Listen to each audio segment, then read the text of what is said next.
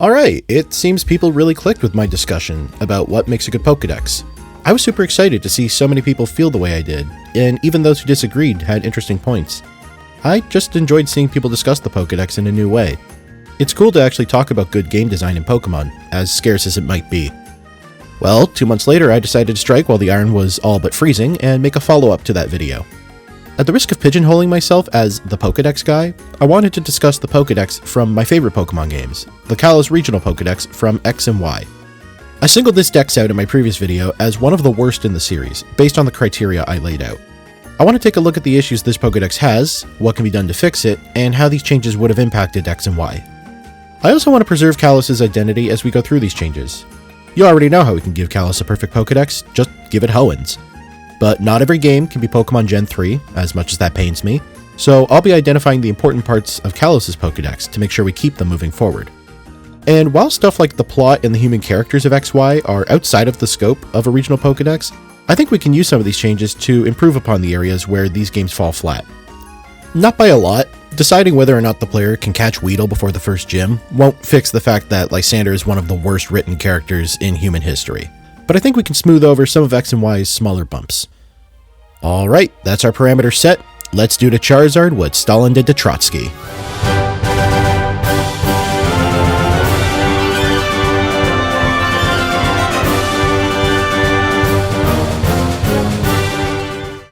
A quick recap of my criteria. A good Pokédex gives players diverse options while also promoting the region's new Pokémon. Kalos is very good at the first, having the largest number of Pokémon in any Pokédex, but utterly fails at the second. Its 72 new Pokémon are completely dwarfed by the 385 old Pokémon in the region, leading to routes being packed to the brim with old fan favorites. Not only are there all these old Pokémon, but the game tends to make them available at the same time as, if not before, Kalos' contemporaries, meaning players are incentivized to stick to old Pokémon rather than try out the new ones. There's been a lot of discussion about why Kalos does this. A popular theory is that Game Freak saw the huge backlash to Black and White only featuring new Pokémon and made sure their new generation went in the opposite direction. So far in the opposite direction, in fact, the game gives you a Kanto starter in case you aren't happy with your Kalos starter. However, there is something interesting to note about Generation 6 as a whole, both X and Y and Omega Ruby and Alpha Sapphire. This is the last generation where every non-mythical Pokemon was obtainable in-game. Generation 7 just didn't have some Pokemon, requiring players to transfer them up from Gen 6 through Pokemon Bank, and then Generation 8 onwards, they stopped coding them into the game entirely. You can debate whether or not this was a good idea, but it seemed that developers wanted to ensure every Pokemon would be available to players without transferring them in. Now, normally I'd be fine tossing authorial intent aside if it allows us to make the game better, but making some Pokemon completely unavailable is a touchy subject, and admittedly it did give X and Y a pretty unique identity. I cannot emphasize how much more variety Kalos had compared to the regions which came before it. The highest at that point had been Sinnoh, specifically in Platinum with 210 Pokemon available.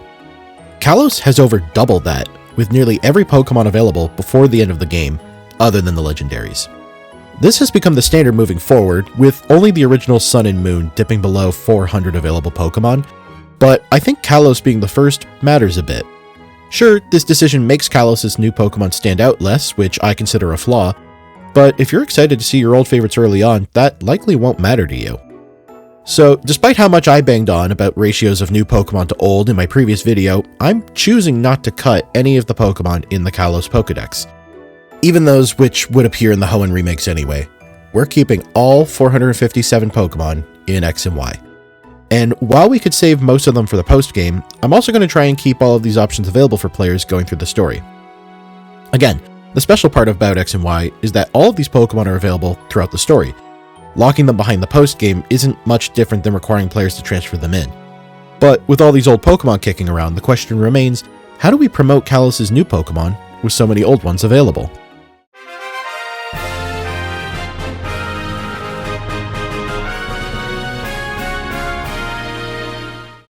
First, we're going to make 3 fairly minor changes.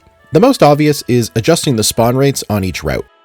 Nearly every route in X and Y, with a Kalos Pokemon on it, has it spawn 10, maybe 20% of the time, with the remaining spawns focused on old Pokemon. We're going to ensure Kalos Pokemon make up the majority of spawns on a given route, with old Pokemon there to add variety. Not only do we need to make Kalos Pokemon a majority on routes, we need to actually have Kalos Pokemon on every route. There are multiple areas in X and Y where absolutely none spawn, only having old Pokemon available. And I mean, sure, there's not a lot of Kalos Pokemon available, I get it, but you mean to tell me you couldn't just repeat some of them? That actually ties into the final minor change, which is something I didn't realize Kalos wasn't doing already. Basically, most Kalos Pokemon only spawn in a single area. Did you find Pancham the first time you went through Route 5? If not, tough luck, you just can't catch it or its evolution Pangoro anywhere else in the game. This just isn't the case with most other Pokemon games. Zigzagoon is all over the place in Ruby and Sapphire, and on later routes it's accompanied by its evolved form, Lanoon. Obviously, we shouldn't make any of Kalos' Pokemon too prominent.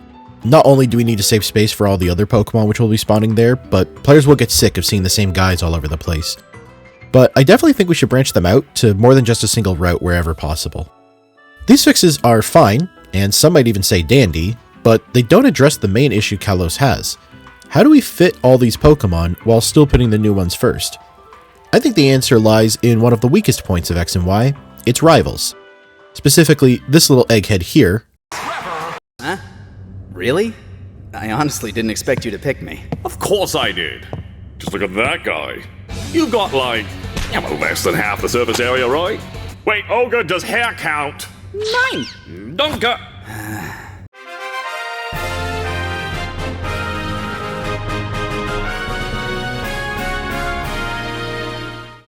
For those who mashed the A button anytime one of Kalos' rivals were on screen, and frankly, I don't blame you, Trevor's shtick is wanting to complete the Pokédex. Your main rival, either Calum or Serena, is focused on getting stronger. Shauna wants to make new memories. Tierno likes dancing. Kind of feel like he'd be more at home in Hoenn. He could have been our contest buddy. Anyway, Trevor's the only one who focuses on filling up his Pokédex. And he's not very good at it. Like, he stops you when you get to Shalour City to check if you've seen more coastal region Pokemon than he has. And he's only seen 39. I don't think you can get under 40 unless you're spamming repels every 100 steps. Anyway, what's he got to do with this? Let me walk you through my plan for this dweeb. We'll start X and Y off with very few old Pokemon available. We're cutting out the Caterpie, cutting out the Pidgey, cutting out the monkeys, and putting new Pokemon front and center. We're keeping a few old mons to show players this isn't another Gen 5 situation, but it'll be noticeably smaller. For example, Santalune Forest will go from 9 different Pokemon to just 5. Then, after the first gym, Trevor runs up to the player to show them stone he found in the forest. This is a Mega Stone, an item a Pokemon can hold to use its Mega Evolution, provided the trainer has a keystone on them. He tells the player he started seeing many new Pokemon after picking up the stone, and asks them to follow him back to Santalune Forest. There, Trevor will give the player a challenge. If they can catch all the newly spawning Pokemon in a certain number of steps, he'll give you the Mega Stone he found. Think of this as Johto's bug catching contest mixed with the old Safari Zone format. If the player successfully completes this challenge and gets the Mega Stone, Tierno will show up and challenge them to a battle. He's found a Pidgey on Route 22 and wants to show off its Feather Dance move. After the battle, he'll mention that plenty of other Pokemon started spawning on Routes 3 and 22 around the same time Trevor found the Mega Stone, and they'll run off to investigate further.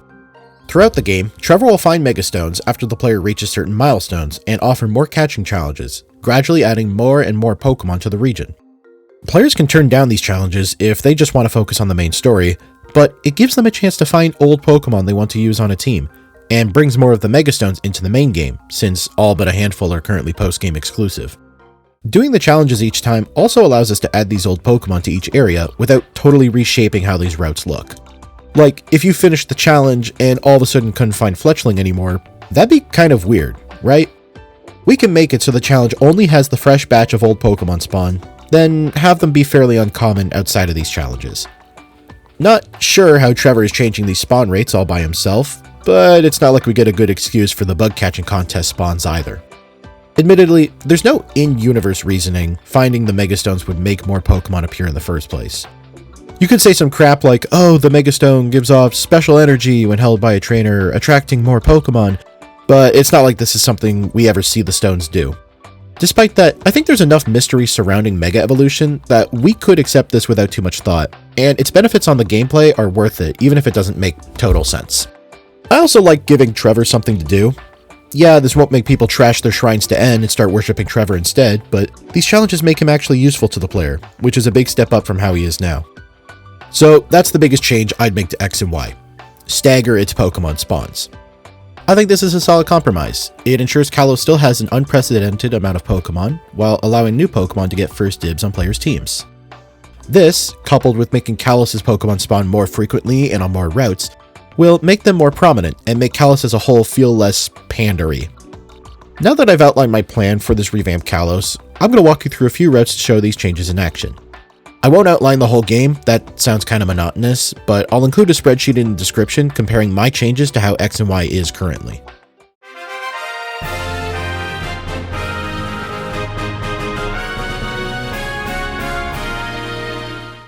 The game starts as normal, with Tierno giving you your starter, and your main rival showing you and Shauna how to catch a Pokemon.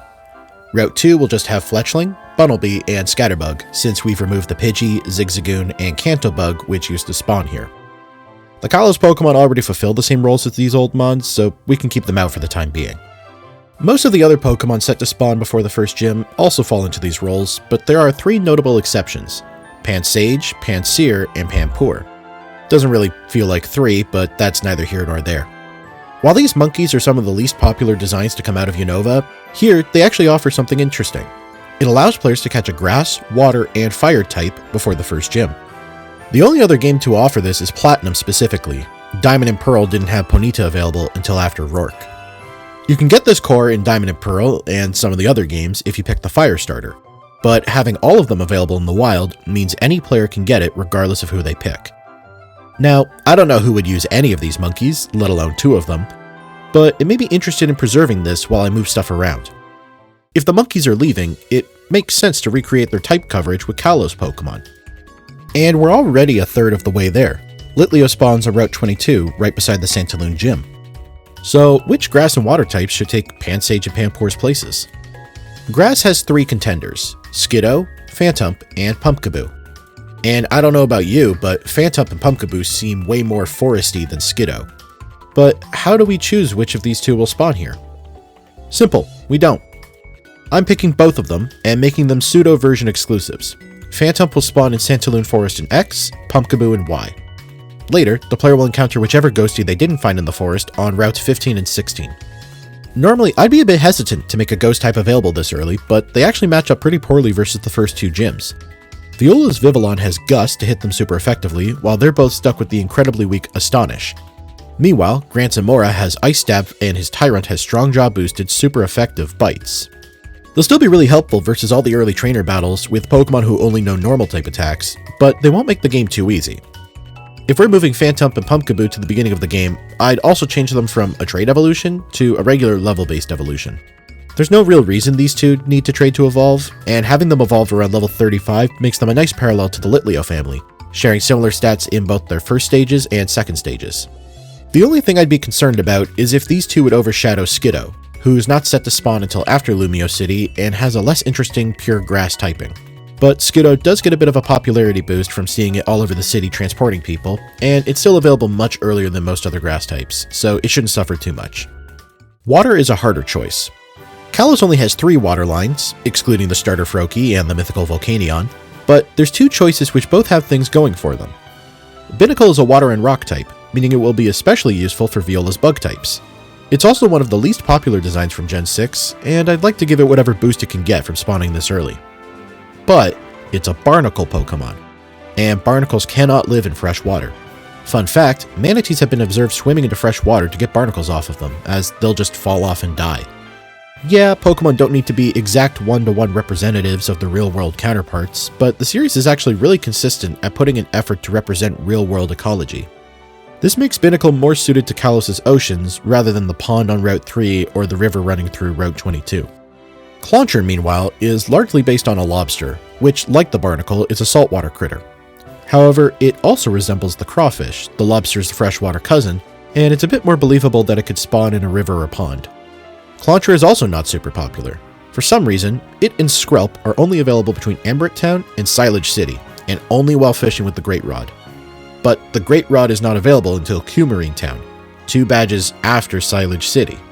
Speaking of Skrelp, it and Clauncher are version exclusives, but otherwise they're entirely unrelated. Their stats, designs, and lore don't line up in any meaningful way.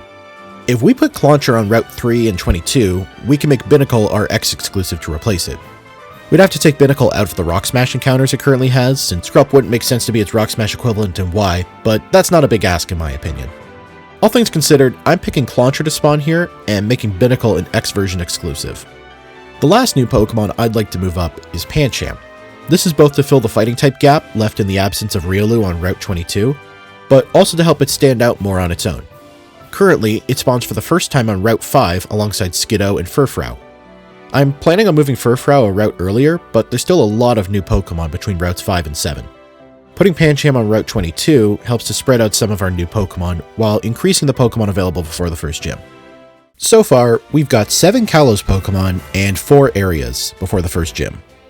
That's not a lot of variety, all things considered, so we'll need to add some old Pokemon to give players more options. For the most part, we could just pull these from the current list of Pokemon which spawn in this area, but this is also a chance for us to move some stuff around. For example, Burmy normally spawns on Route 3, but now that we've cut the Kanto bugs, it would be much better suited for Santalune Forest.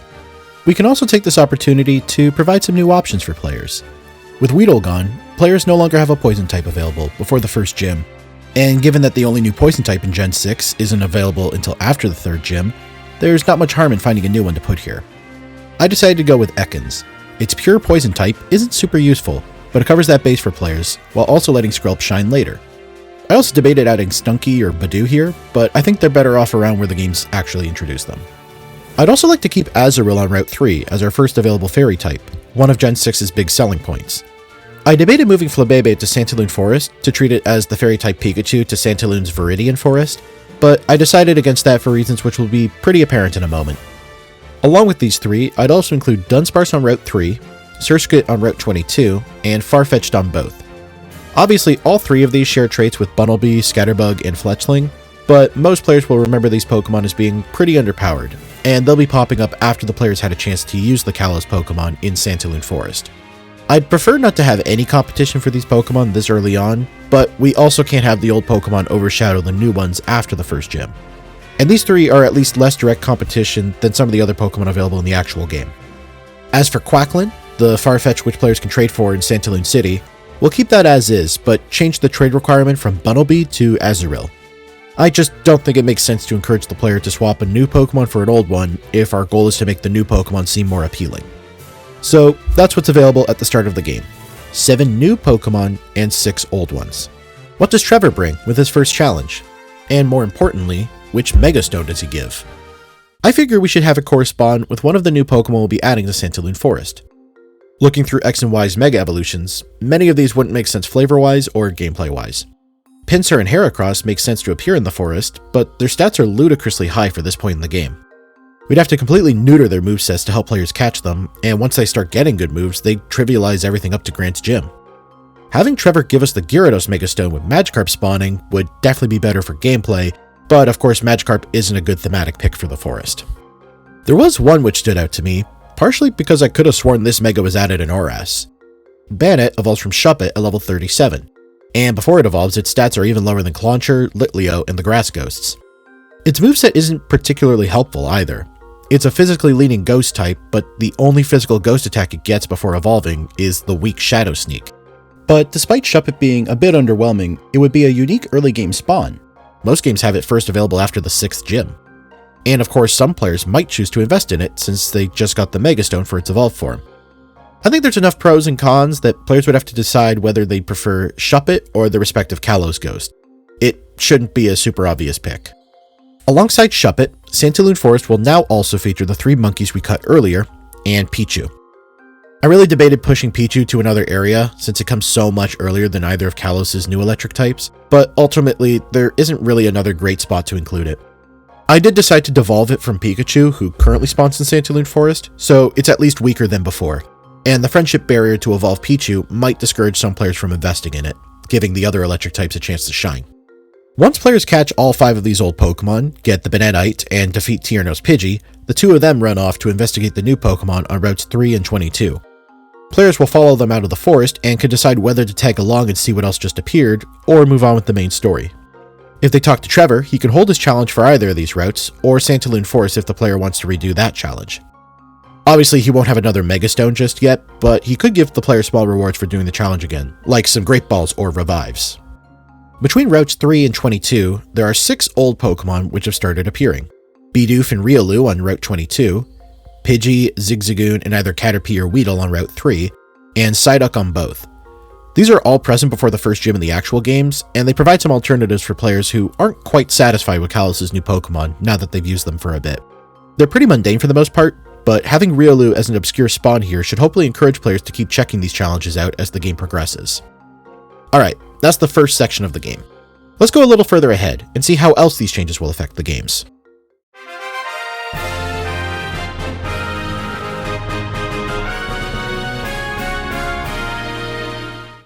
You may have noticed Route 2 didn't get any new Pokemon after Trevor talks to the player. I figure if an area is too out of the way, we shouldn't ask players to go revisit it. Route 4 will be another one of these routes. There's a lot in between the first gym and the second, and this feels particularly out of the way, being the only thing before Lumiose City. This is the first route with flowers to walk through, which leads us back to Flabebe. In the actual games, it spawns in the flowers on routes 4 and 7, but I figured it makes sense for it and its evolution Floette to spawn in the flowers all across the region. This expands Flabebe spawns to 11 new areas, or 13 in total. To prevent players from getting sick of it, it'll only have a 5 or 10% spawn rate on most of these routes, with routes 4 and 7 remaining the most reliable way to encounter it. And on routes with grass as well as flowers, it will only spawn in the flowers, replacing one of the other Kalos Pokemon. Route 4 will also be the first route where players can encounter Furfrou, as opposed to Route 5 like in the actual games. Furfrou is associated with upper society, given its poodle inspirations and its trims being locked behind your character's stylish level, so having it here in the fancy garden makes sense to me. The last Kalos Pokemon on this route is Fletchling. In the actual games, there's a roller skater on this route who says she started roller skating to chase the Fletchling in this area, but none actually spawn here. I'm mostly moving Fletchling to make it more prominent, but it's also nice to help a girl out. There will be 3 old Pokemon here as well, Combee, Ladybug, and Skitty. Now that we've gotten Kalos' one and only new bug type out of the way, we can start introducing more of them without worrying if they'll overshadow something. Combee is more common in the yellow flowers, while Ladybug is more common in the red, and similarly, Flabebe's colors changed based on which flower it's found in.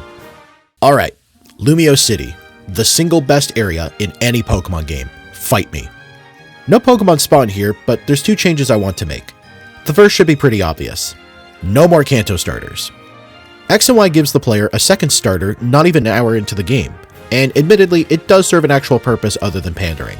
This is the game's way of providing the player with a guaranteed Mega Evolving Pokemon so they can engage with the new mechanic. Now, why they chose to give them a Kanto starter instead of just giving the new starters Mega Evolutions, I'm not sure. But regardless, it's also dumb, since the game gives away another Mega Evolving Pokemon with Karina's Lucario, and you can't Mega Evolve any Pokemon until you get this Lucario anyway. I'm going to be removing both of these. I don't think we need to handhold the player into engaging with this mechanic. We'll already be encouraging them with the stones given out through the Trevor challenges, and as a side note, Mega Lucario just trivializes the rest of the game. I'll go through the changes to Karina's part of the game later, but for now just remember that we won't be getting our Kanto starters until after the main story. These are the only Pokemon I've moved to the postgame. The second change I want to add makes zero difference gameplay-wise, but it addressed one of the biggest issues people have with this part of the game, that goddamn power outage. For those who haven't played X and Y, or blocked this part from their memory, Lumiose City is the center of the Kalos region, connecting to routes 20 levels higher than the player is at when they first get there. To prevent players from going to these areas, most of Lumiose is blocked off by construction workers who say, "You can't go here, there's a blackout right now." Later, when the player kicks Team Flare out of the power plant, the power turns back on, and the player is free to explore all of Lumiose City. Okay, sure, but why would a blackout stop someone from going down a public street in broad daylight? Heck, you can see the NPCs continue to walk down here while you're stopped. Pokemon games are known for having some half-baked roadblocks, but this is easily one of the worst in the series. But what does this have to do with fixing the Pokédex? Well, I figured we could use the staggered spawns to provide a better reason why players can't explore Lumiose. Instead of a power outage, most of Lumiose City has been overrun with Pokemon which would normally be found outside the power plant, like Dugtrio and Gabite. Instead of construction workers, the path is now blocked by ace trainers combating the rampaging Pokemon. Later when the player gets to Route 13, they'll only encounter 2 or 3 kinds of Pokemon, but after beating Team Flare, the Pokemon terrorizing Lumiose City will come back there. This still ties the roadblock to the Team Flare encounter, while giving a more acceptable reason for it. This also introduces another kind of milestone the player can reach to unlock new Pokemon, defeating Team Flare.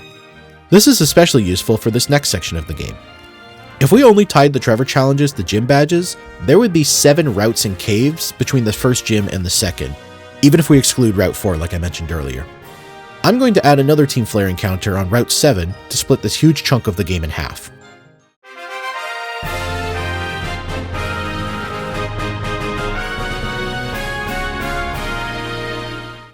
This also gives us a chance to change another big pander most players tend to overlook, the Snorlax blocking the bridge on Route 7. Remember how I mentioned Pinsir and Heracross would be too powerful this early in the game? Yeah, despite that, Snorlax is available not much later, and has even higher stats, on par with Pokemon like Electivire, Kingdra, and Naganadel. Now, it at least doesn't have a Mega Evolution to take advantage of, but this is still a huge spike in power compared to what else is available at this point in the game. But of course they included Snorlax. Kanto had a Snorlax blocking the road, we gotta have one here too. Never mind the fact that he was found 4 gyms later in Kanto than he is here. So let's replace him with something more appropriate for this point in the game, preferably one of the Kalos mons. Unfortunately, we don't have a close equivalent for Snorlax. Furfrou is also a normal type, but it is far less physically imposing than Big Man Snorlax. So instead of trying to replicate Kanto, let's do something different. We'll not be replacing Snorlax with another big blob. Instead, we're going to use Esper, the itty-bitty kitty cat. And instead of being too big to get around, Esper has created a psychic barrier shutting off the bridge. I'll be switching Esper to spawn on Route 7 instead of Route 6, so this blockade is the first time players encounter it, switching places with either Swirlix or Spritzee depending on the version. When the player first gets to Route 5, they'll get a big text box with some kind of creature noises, followed by another saying, "Sounds like a Pokemon is roaring further ahead." As they progress through Route 5, they'll periodically get more of these text boxes, remarking that the roaring is getting louder. When they and Shauna first get to Esper on Route 7, she'll notice that it looks distressed and it's covering its ears. The Parfum Palace proceeds as usual, with the player tracking down the owner's Furfrou so he'll let the Chabanneau Castle warden use the Poké-Flute. The flute helps calm Esper enough to lower its barrier, but the player still needs to battle it to fully subdue it. After they either catch or defeat Esper, Shauna notes that the bridge is open, but she can still hear roaring in the distance. Route 7 is one of the longest routes in the game, letting players see all the Pokemon available before they run into some Team Flare grunts near the western border. They let it slip that they're responsible for all the loud roaring, as they've been using Pokemon like Litleo and Whismur to scare off wild Pokemon with moves like Roar and Noble Roar. They want to scare off the Pokemon so they have an easier time searching for a Megastone hidden somewhere on the route. As they drop this info, Trevor runs up to tell the player he just found a new Megastone nearby, like the socially inept nerd he is. The grunts try to take the stone from Trevor, but the player intervenes, defeating the grunts and sending them scampering back to Lumiose City. Trevor will then hold his challenges for routes 5, 6, and 7, and the first one the player completes will reward them with the Medichamite, corresponding with the Meditite in Connecting Cave just to the west of Route 7. As for the Kalos Pokemon on these routes, I won't be adding any new ones the games don't already have here. I'll be adding some repeat spawns like Fletchling to Route 7 and Furfrou to Route 6. Most of the old Pokemon will stay the same, but Route 7 will now have Munchlax Horde battles instead of Roselia, to replace the Snorlax we removed earlier. Roselia will also be replaced with Badoo. Normally Badoo spawns on Route 4, but with it gone, it should just take its evolved form's place here on Route 7. So that's a quick look at how we can make some small adjustments to the story to promote new Pokemon, and how we can use Team Flare to better space out these catch competitions. Let's get to the biggest story beat I want to tackle: how the player unlocks Mega Evolution.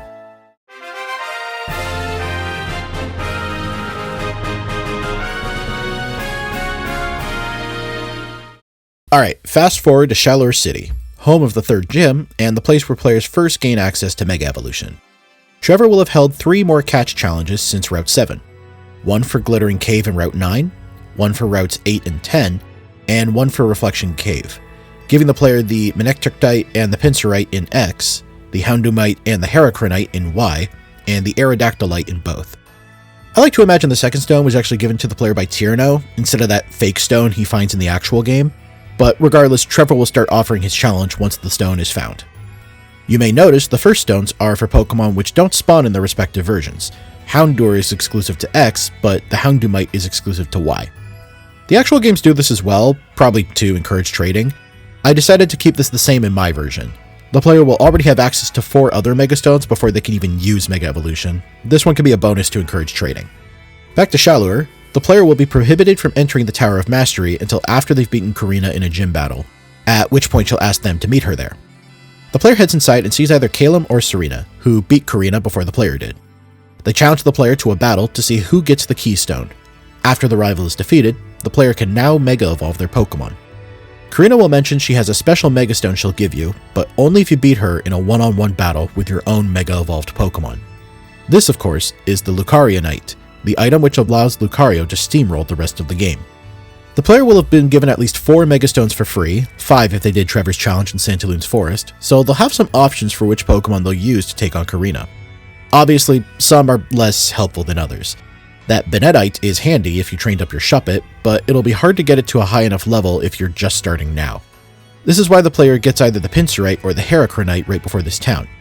If we have the bugs spawn on Route 12, the player will need to invest very little time into powering them up, and both resist the fighting and ground moves Karina's Mega Lucario will be throwing out. Once they've beaten her, she will give the player the Lucario Knight, but this time, she's not giving away a free Lucario with it. Players will now be incentivized to stick to the Mega they just used, preventing Lucario from dominating story mode the way it does in the actual games.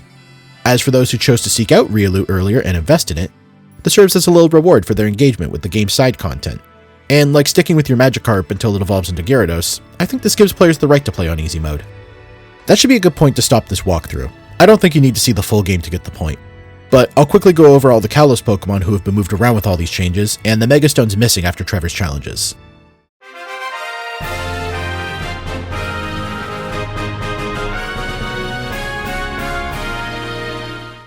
I've already highlighted Pokemon like Pancham, Esper, and the Ghosts, but here are the others I thought could show up a little earlier. Noibat normally doesn't spawn until Terminus Cave off of Route 18, right before the 8th and final gym. Despite this, it has the same stats as Zubat, who spawns in between the first and second gyms. And I don't mean similar stats, I mean the exact same stats, just with the physical and special attacks swapped. So Noibat will now take Zubat's place in Connecting Cave and will spawn in the other caves throughout the region, with Zubat now first appearing in Glittering Cave as one of those drop-down encounters. I've already discussed how X and Y hinders Clauncher and Skrelp by forcing players to backtrack to get them. We've swapped Clauncher for Binnacle now that the former is available before the first gym, and instead of being fishing encounters, we'll have Binnacle and Skrelp be surf encounters on Route 12. Clauncher will join them too. We've had Pokemon spawn in rivers and seas before, so I don't think this will be an issue here. There's not a lot of surfing to do on Route 12, but if players explore Azure Bay to the north, they'll find tons of these guys there. I mentioned this earlier, but Phantump and Pumpkaboo are being added to Route 15. Currently, they're only available on Route 16. I also think it'd be cool if Gourgeist spawned on Route 19, since Trevenant already spawns in the wild on Route 20. Like Trevenant, Gourgeist would not be version exclusive like the Santalune Forest Pumpkaboo is. I also said I'd want Floette to start spawning in flowers on some of the later routes, which would give it some actual wild encounters. I'm thinking it'll take over for Flababe as the Kalos flower spawns starting on Route 15. Another evolution getting a wild encounter is Diggersby, which I'm adding to Route 13. It's honestly a really weird omission. Kalos adds exactly one ground type, not including Zygarde, but it doesn't appear on the route swarming with ground types. It and Hawlucha will spawn here before the player kicks Team Flare out of the power plant. And then after, it'll be joined by Trapinch, Gible, and Dugtrio, which X and Y normally has. I'll also add Gabite here since I plan to have it terrorizing Lumiose City before the player gets to the power plant. X and Y's Victory Road feels especially weird only having one Kalos Pokemon in the actual game, so I want to add some evolved forms we don't normally see in the wild. I'm thinking Doublade, Pangoro, and Pyroar make the most sense here, representing the strength and high status of the upcoming Elite Four. It's a bit odd having Pyroar here since Malva uses one on her team, but it's far from the first time the player has encountered Pyroar in these games, so I don't think it's an issue. Last thing to go over is the Megastones. By the end of the game, the player will have access to 13 Megastones, 14 if they beat Karina, and with version exclusives, that should hit 17 stones distributed. This leaves 13 stones left to discover, but 3 of them don't count. The Blaziken, Latias, and Latios Megastones are programmed into X and Y, but aren't obtainable outside of events and trading with Oras, so I'll leave them out as well. The remaining 10 are the Alakazite, Gyarados, Mutanites X and Y, Gardevoirite, Absolite, and the Kanto Starter Stones. I purposely left out stones used by NPCs so these Megas would feel more impactful the first time you encounter them, and it's easy to imagine the player returning to Geosench to get Lysander's Gyarados, or receiving a Gardevoir from Diantha like in the actual game. The only one without a good home at the moment is the Alakazam, so maybe it could be a reward from Trevor for completing all of his catch competitions. It'd be cool if he had a post-game fight with his own Mega Alakazam or something, maybe another Mega one-on-one like Karina, but that's besides the point. Anyway, that's a longer than expected look at Kalos with the changes I have in mind. I'm not sure if any of these changes would have been difficult to implement with the 3DS's limitations, but I figure if the GBA could handle mass outbreaks changing the spawns on certain routes, a 3DS game could handle something like this.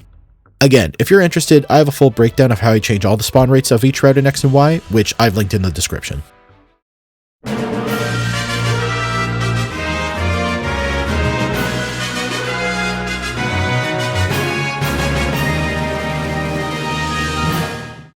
With Legend ZA on the horizon, it's unclear how they'll be handling Kalos' massive Pokédex. Legends Arceus was set in a region with half of Kalos' Pokédex, and it still ended up cutting a bunch of Pokémon. I'd guess that ZA, being set entirely in Lumiose City, will have a much smaller dex than X and Y, but who knows? Maybe they also think Kalos is defined by its huge variety in Pokémon, and will try to add as many as possible. Regardless, I hope you found this breakdown interesting. I gotta say, it was really cool trying to apply my criteria of a good Pokédex to a game so utterly opposed to it. This was a fun thought experiment, and it might be interesting trying to apply it to some of the other recent gens. I don't plan on turning those into videos, I don't want to just be the Pokédex guy forever, but hey, if this inspired you, absolutely try something like this yourself. Hell, try your hand at balancing Gen 6 or even Gen 3 if you have different preferences, or if you just want to make some adjustments. As for myself, I have some other video topics I'm mulling over right now. I'd especially like to do a breakdown on the designs of object Pokemon, and figure out what works and what doesn't. I ticked off a lot of Trubbish fans in the last video, and I will not stop until I end up in a landfill. I'm hoping to get the next video out as soon as possible. If you're interested, subscribe to the channel to catch it when it comes out. Also, please check out my girlfriend's channel, Parker Hall Writing. She's also started dipping her toes into video essay content, and she's just published a very insightful video about Glinda from Wicked and how she embodies white feminism. Alright, that'll be everything. Thanks for watching this long, and I hope to catch you next time.